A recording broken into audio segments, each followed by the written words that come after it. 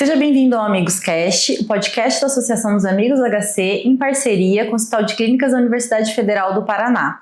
A gente está em fevereiro roxo e nesse episódio a gente vai falar um pouco sobre fibromialgia. Eu recebo aqui hoje o Dr. Valdeílio Feijó Azevedo, que é presidente eleito da Sociedade Brasileira de Reumatologia e professor da Universidade Federal do Paraná. Seja bem-vindo, doutor.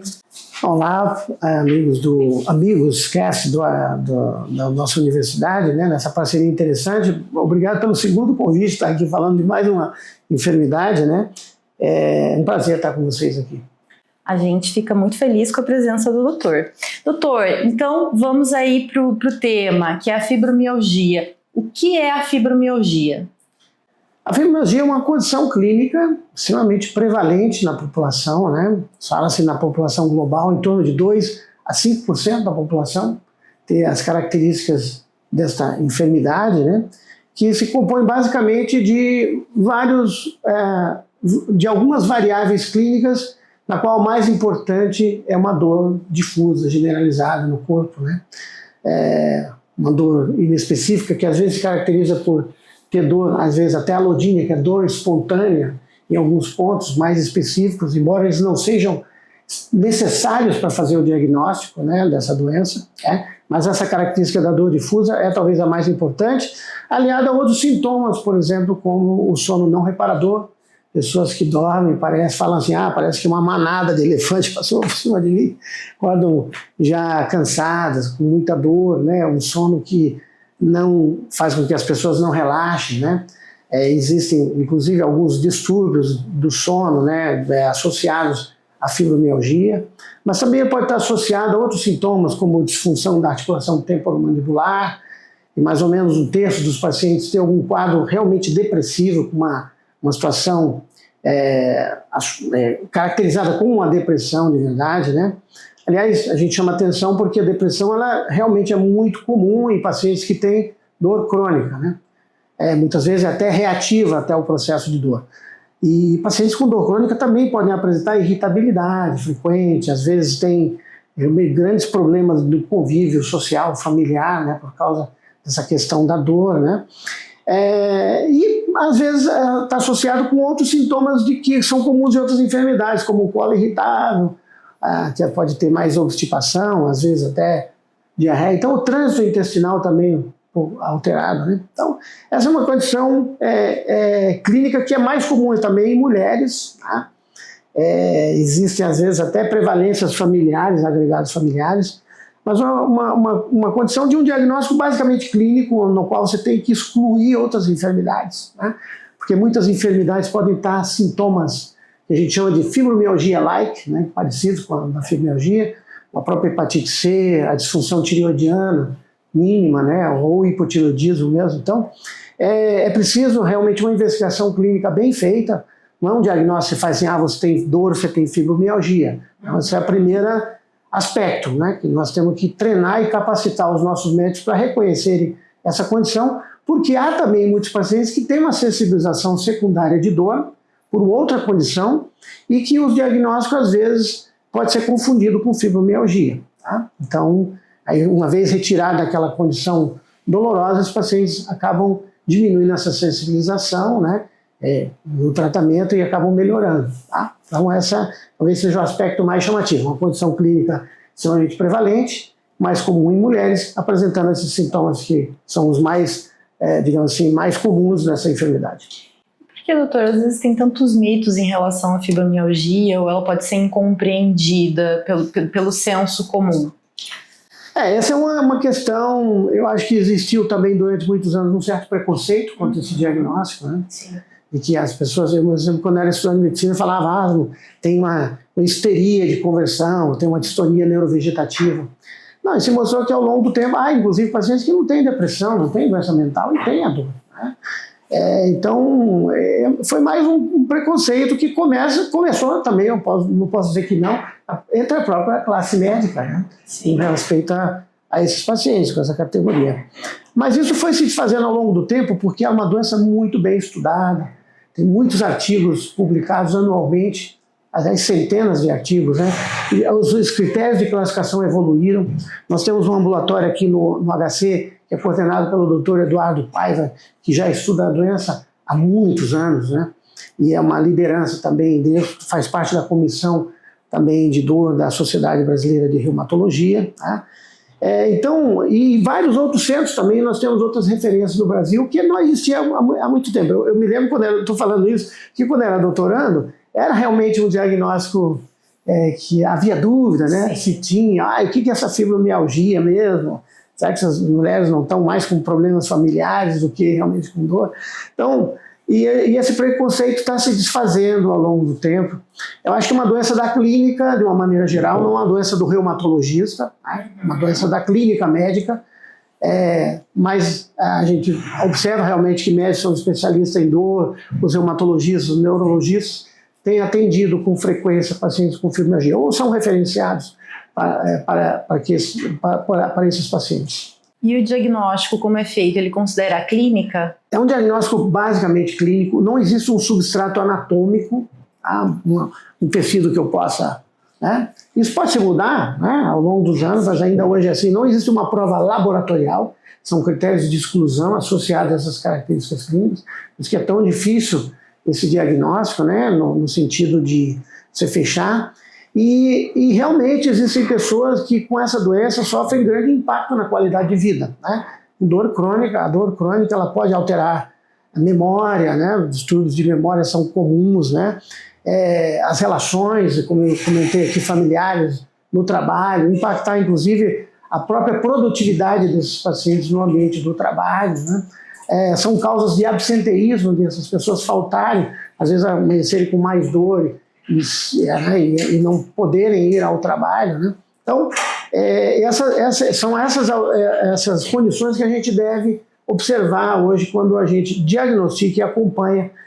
Mas, felizmente, o que a gente pode dizer é que, além dessa questão, hoje existem vários métodos terapêuticos, né, que incluem métodos farmacológicos, tratamentos com medicações, e métodos não farmacológicos, né? A gente costumava falar no passado que era quase que um tripé você está atender a fibromialgia. Não adianta só dar remédio para o paciente, né? Mas esse paciente ele tem que ter toda uma condição dentro do ambiente, né, de modificação, inclusive de propósitos, de educação para os exercícios físicos, atividade física, né? Que são componentes importantes quando se abordam pacientes com fibromialgia. Perfeito. Tem alguns grupos que estão mais sujeitos, que estão em maior risco?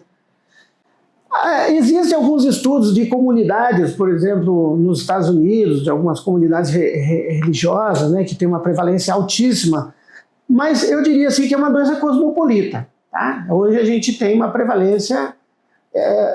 nós não temos um grande estudo de prevalência de fibromialgia no Brasil, a gente mais ou menos que antecipa, né, e que pode estar dentro desses 3 a 5% da população, tá?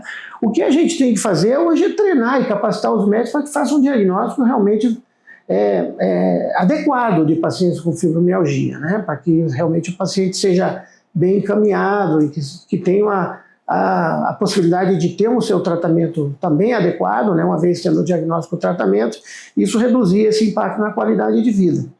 Então, eu creio que nós estamos caminhando para esse tipo de abordagem. Há uma proatividade tremenda da Sociedade Brasileira de Reumatologia nessa questão. Outras sociedades estão sendo envolvidas, mas recentemente também a fibromialgia virou um tema polêmico, porque ganharam os pacientes com fibromialgia a possibilidade de se enquadrar na lei de PCD, né? E tem inclusive certas vantagens sociais, né? Na previdência, previdenciárias, etc., da doença. Então, se tornou um pouco polêmico nessa questão toda, porque eu acho que a gente ainda deve avançar nessa enfermidade, a gente deve compreender. Nós não compreendemos totalmente essa enfermidade. A gente sabe que existem alterações, inclusive neurológicas, que podem estar facilitando essa percepção dolorosa aumentada. E o caminho é muito... Eu acredito que na próxima década aí, a gente deva chegar muito próximo a ter essa abordagem melhor em pacientes fibromiálgicos. Perfeito.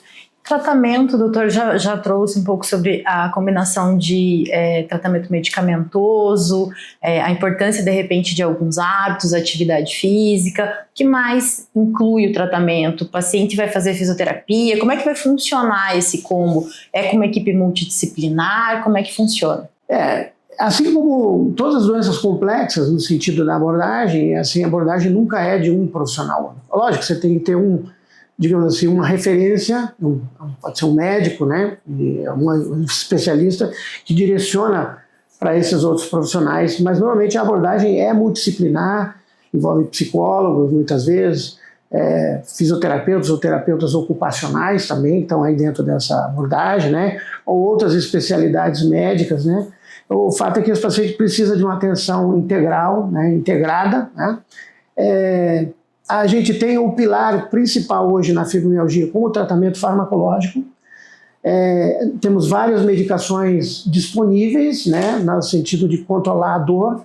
É importante que o paciente não fique sentindo dor, porque a dor contínua ela leva a mais dor, então a gente precisa abortar. A pior situação é aquela do paciente que diz, não, eu tolero a minha dor e ele vai segurando.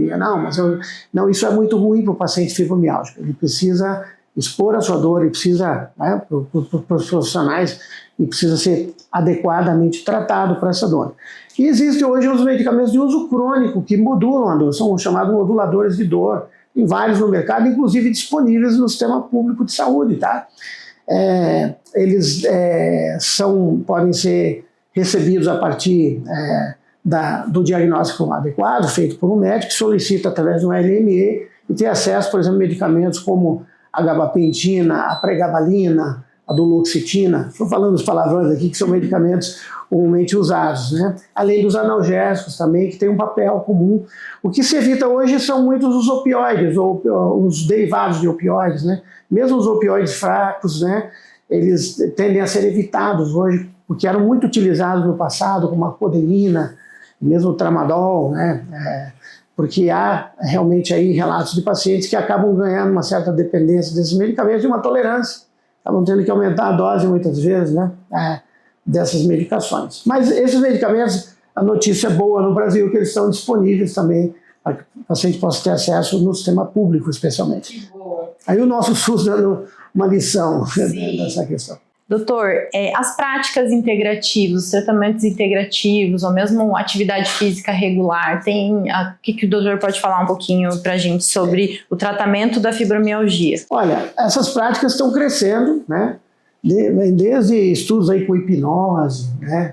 Com reeducação postural, a atividade física já está bem estudada, né? O exercício aeróbico, o papel do exercício aeróbico é importantíssimo, importantíssimo. É um pilar dentro do tratamento. A gente fala assim, o paciente que não faz atividade física, às vezes tem que aumentar o número de fármacos ou a dose desses fármacos. Então, a atividade física é benéfica, se traduzindo numa melhor atividade do sono.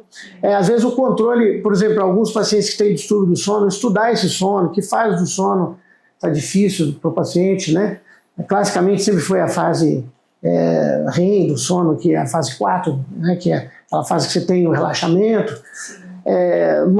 Mas existem outras possibilidades terapêuticas também no sono, então em alguns casos é importante estudar. Existe um estudo específico do sono, né?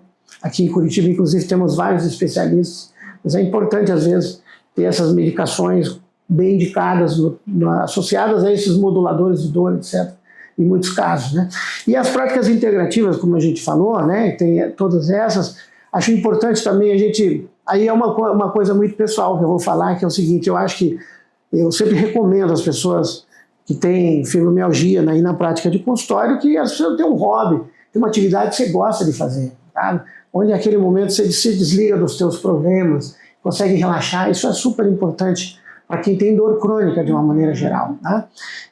Interessante. Além do exercício físico, aí nós estamos falando de uma mudança de hábito de vida, né? Então, estudar o seu ambiente, aquilo que te faz piorar a dor, saber qual que é o impacto daquilo, como resolver essas situações, né?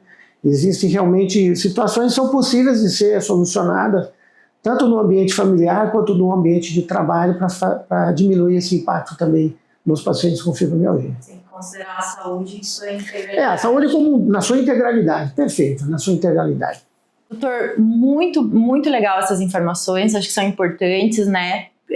Como a gente falou no caso do lúpus, acho que para a sociedade, para os profissionais da saúde que estão nos acompanhando, acho que são informações muito válidas. Muito obrigada pela sua participação no episódio de hoje. Eu que agradeço.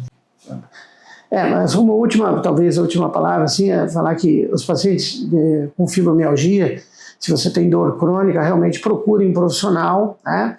Profissional adequado. Os reumatologistas realmente são profissionais indicados, né? Você tem que ter um bom médico, aquele médico que dá uma atenção para o seu caso, né? Nesse sentido, né? Dá esse apoio que você precisa, né? Que tem essa doença, e sobretudo que o diagnóstico seja bem feito, porque, como eu falei, existem algumas outras causas de dor crônica que não preenchem, por exemplo, os critérios da fibromialgia e também podem ser controladas, né? Isso é importante. Uma vez com o diagnóstico, esse paciente, então, ele tem todo o direito de ter a sua terapia, o seu tratamento adequadamente disponível, né, para ele e ter acesso integral à sua saúde.